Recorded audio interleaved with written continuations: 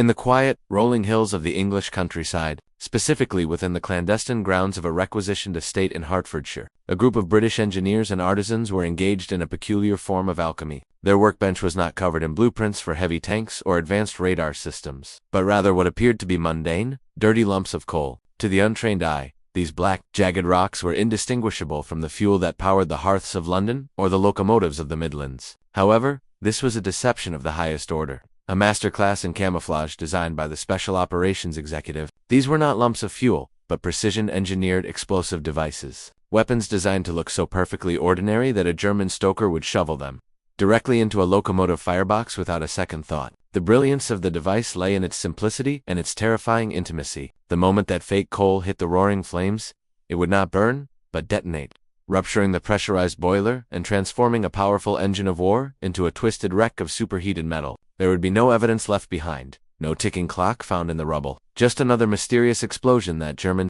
investigators would inevitably chalk up to equipment failure or low-quality fuel. This was the era of the explosive coal, a weapon that turned Germany's own industrial lifeblood against itself. To truly grasp the strategic necessity of such a deceptive weapon, one must first understand the logistical realities of 1941 and 1942.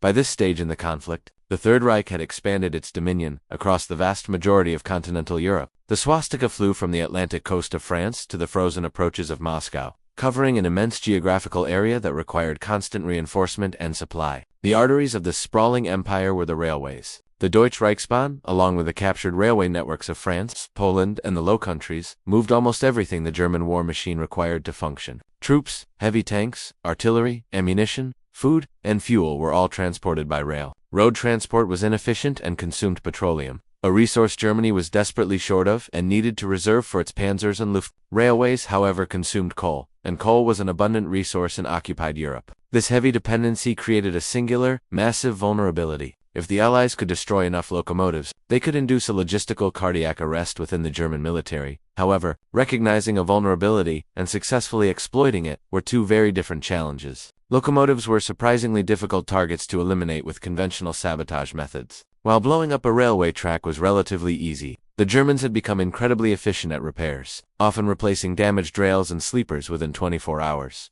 Bridges and tunnels, which offered more permanent disruption, were heavily guarded by static defenses and patrols. For a resistance fighter to destroy a locomotive using standard explosives, they had to infiltrate high-security evade patrols, plant magnetic mines on the wheels or boilers, and escape before the timer went off. It was high-risk work that cost many brave men and women their lives. The British intelligence community realized they needed a different approach, a weapon that required no technical expertise from the resistance networks and minimal risk to the operative. They needed a device that could be planted by anyone with access to a coal pila cleaning lady, a laborer, or a sympathetic railway worker, and then do its work hours or days later. Long after the saboteur had vanished, the solution to this tactical problem emerged from the secret research stations of the SO, hidden in the grand country houses of England. Station 12, located at Aston House near Stevenage, became the primary hub for this lethal innovation. The facility had been relocated from the grounds of Bletchley Park in November 1940, primarily because the thunderous noise of explosives testing was disturbing the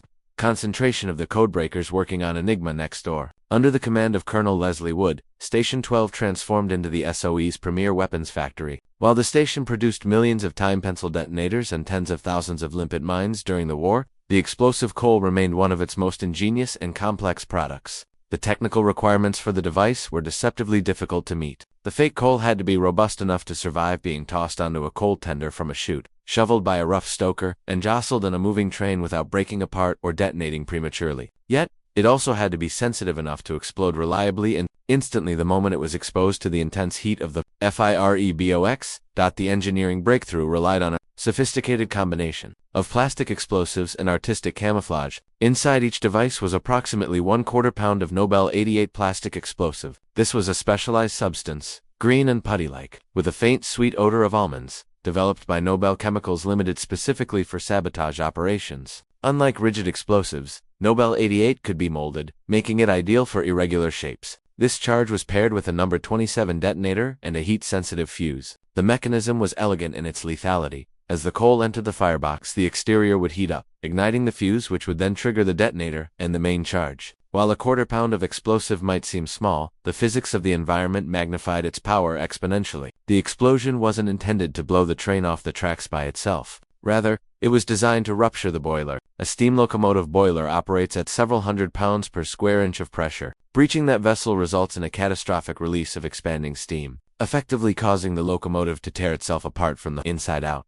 The production of these devices was not a static process, but evolved through 3 distinct phases of refinement. The earliest attempts at Station 12 were crude and labored. Laboratory assistant Arthur Christie lead experiments that involved taking actual lumps of real coal and drilling into them with a 6-inch serrated tube. The cavity was then filled with the explosive and detonator, and the hole was plugged with coal dust mixed with glue. Christie later described the process of inserting the pay into these drilled lumps, but the method was fundamentally flawed. Real coal is brittle and has natural fracture lines. Under the pressure of drilling, the lumps would often disintegrate, wasting time and materials. Furthermore, the structural integrity of a drilled lump was compromised, making it liable to break open if thrown against a steel tender wall, potentially revealing the shiny detonator inside to a Schwad German guard. The revolution in manufacturing came from Station 15, located at the thatched barn in Boreham Wood. This facility housed the SOE's camouflage section and was commanded by Lieutenant Colonel Elder Wills, a man who had been a film art director before the war. Wills understood that deception was a visual art, and he recruited a workforce that reflected this philosophy. Station 15 was staffed by over 300 film production workers, prop makers, plasterers, and craftsmen, who were used to creating convincing illusions for the camera. Among them was a young Wally Bull, a talented craftsman who would go on to work on the visual effects for Stanley Kubrick's 2001, A Space Odyssey. It was Bull and his team who moved away from drilling real coal and developed a method of molding synthetic coal. They used a material called Herculite, a type of high-strength plaster, which was dyed black and coated with real coal dust. These clamshell designs involved casting 2 halves of a coal lump, inserting the explosive core, and then sealing them together. This molded approach eliminated the fragility issues of the earlier drilled models. The final refinement of the process involved encasing the explosive charge in a light metal container and pouring liquid plaster around it, which eliminated any visible seams and created a solid, durable object that felt heavy and substantial in the hand, just like rock. The artisans at Station 15 took their work seriously, producing not just generic black rocks, but specific variants to match the regional fuel supplies of Europe. Lignite coal, common in Germany, had a brownish hue. Anthracite was jet black and shiny. Bituminous coal had a specific luster. The SO manufactured exact visual replicas of each type. This attention to detail ensured that a saboteur in France received coal that matched the French supply, while a partisan in Norway received a device that blended perfectly with Norwegian stocks. Between 1941 and 1945, the SO produced approximately 3.5 tons of this explosive coal. Given the small size of the charges, this tonnage translates to somewhere between 6,000 and 14,000. Individual bombs distributed into the fuel supply of the Third Reich. The distribution network for these weapons was as complex as their manufacture. The devices were transported from the secret workshops in Hertfordshire to RAF Tempsford in Bedfordshire, the home of the Moon Squadrons.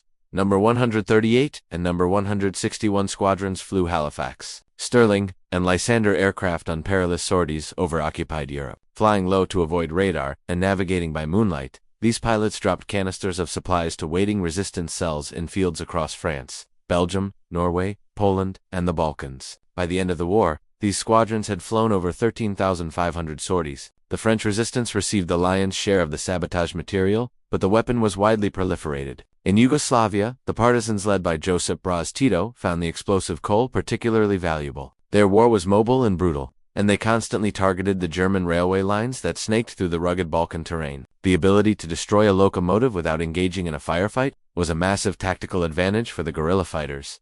Despite the significant production, numbers, and widespread distribution, the historical record regarding the specific success of explosive coal remains remarkably sparse. Declassified files do not contain lists of confirmed kills for these devices, nor are there detailed after-action reports, citing dates and locations of coal-induced derailments. However, this absence of evidence is not proof of failure. Rather, it is evidence of the weapon working exactly as designed. The entire strategic purpose of explosive coal was deniability. A successful attack was intended to look like an accident. When a boiler exploded in the French countryside, German investigators arriving at the scene would find a twisted wreck of metal and a dead crew. There would be no shell fragments, no cut wires, and no crater from an external mine. The conclusion would almost always be that the boiler had been poorly maintained, or that the water level had dropped too low. or that the coal itself contained a natural impurity that caused a flame. If the weapon worked, it remained historically invisible. The ambiguity of the damage led to a different, perhaps more potent form of destruction: psychological warfare. The true power of the explosive coal lay not just in the metal it twisted,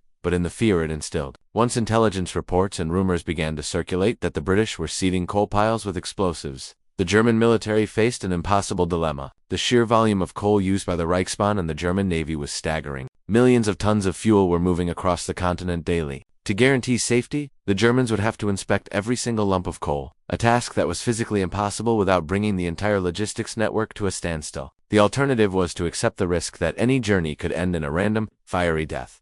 This forced the Germans to divert massive resources to security. They had to deploy thousands of troops to guard coal depots and railway yards, pulling soldiers away from the front lines where they were desperately needed. The psychological strain on the locomotive crews was also severe. Stokers and engineers worked in a constant state of anxiety, wondering if the next shovel load would be their last. This friction, the slowing down of operations, the diversion of manpower, and the erosion of morale was a victory for the SOE, regardless of how many engines were actually destroyed. The Germans were certainly aware of the threat because they attempted to replicate it. In June 1942, during Operation Pastorius, 8 German Abwehr saboteurs landed on beaches in Long Island and Florida. Among their supplies were blocks of plastic explosives molded and painted to look like coal, intended to be thrown into the furnaces of American power plants and locomotives. The operation was a failure, with all agents captured swiftly, but it proved that the concept was considered viable by German high command. Further evidence of the German respect for the technology came via the British double agent Eddie Chapman, known by the codename Agent Zigzag. In March 1943, his German handlers provided him with 2 coal bombs manufactured in the Reich, instructing him to use them to sabotage the merchant ship city of Lancaster. Chapman, loyal to the British, immediately handed the devices over to the ship's captain, who passed them to MI5. The analysis of these German devices revealed a telling technological gap. The Germans were still using the primitive method of drilling into real coal, whereas the SO had long since moved on to the superior molded plaster designs. The British were winning the technological war of sabotage. The Americans too saw the value in the device. The OSS Research and Development Branch, led by the eccentric genius Stanley Love, created their own version codenamed Black Joe. The American version used a different explosive mix 60 pentolite rather than Nobel 8810. The OS took the camouflage a step further by issuing agents a camouflage kit containing paints and brushes so they could manually touch up the fake coal to perfectly match the local fuel source in the field. While specific statistics on coal-based destruction are elusive, the broader campaign against German rail logistics was devastatingly effective. In the lead-up to D-Day, the French resistance, armed with SO weaponry, executed over 1,800 locomotive attacks between June 1943 and May 1944. Concerted effort resulted in a 60% reduction in rail traffic during the critical months before the Allied invasion. In Yugoslavia, the constant harassment of supply lines forced the Germans to dedicate nearly half of their armed forces in the region solely to railroad security. One German general noted that transferring troops to train security detail had become so hazardous it was used as a punishment for soldiers. Explosive coal was a contributing factor to this chaos. Contemporary documents from the era emphasized that destroying a locomotive was far more damaging to the war effort than cutting a track. A rail line could be fixed by a labor gang in a day. A steam locomotive was a complex machine that required months of skilled labor and factory time to replace. Every engine lost was a permanent reduction in Germany's capacity to wage war. The legacy of this peculiar weapon extended far beyond the surrender of Germany in 1945. CIA historical reviews have noted that the technology pioneered by Station 15 set the standard for concealed explosives for decades to come. The principles used to create fake coal were adapted during the Cold War for a variety of covert devices. Dead rats were stuffed with plastic explosives to be thrown into factory furnaces. Logs were hollowed out to hide listening devices, or landmines were disguised as animal dung to blend into rural roads. The modern improvised explosive device, i.e. concealed in everyday objects to target superior military forces, traces its conceptual lineage back to the workbenches of Hertfordshire. Today, surviving examples of the original explosive coal are rare, held in the collections of the Imperial War Museum in London, the International Spy Museum in Washington, D.C., and the Museum of World War II in Massachusetts. These unassuming black lumps sit behind glass, looking for all the world like ordinary rocks, yet representing a turning point in the history of irregular warfare. In retrospect, the story of the explosive coal is a testament to the ingenuity of the SO and the brutal pragmatism of total war. It was a weapon measured not in confirmed kills, but in the pervasive climate of fear it generated. British engineers had looked at the mighty German war machine and identified a weakness that others had missed. its gluttonous appetite for coal. By turning that dependency into a vulnerability, they managed to strike at the heart of the enemy without ever pulling a trigger. Thousands of these devices were sown like deadly seeds across the continent, silently waiting for their moment in the fire. Whether a specific train was destroyed by a British bomb disguised as coal, or simply by a rusted boiler matters less than the fact that the Germans could never be sure. That uncertainty was the true weapon. It was a triumph of asymmetry, where a quarter-pound of plastic explosive and a bit of plaster could hold an entire logistical network hostage, proving that in the Shadow War, nothing was ever quite what it seemed.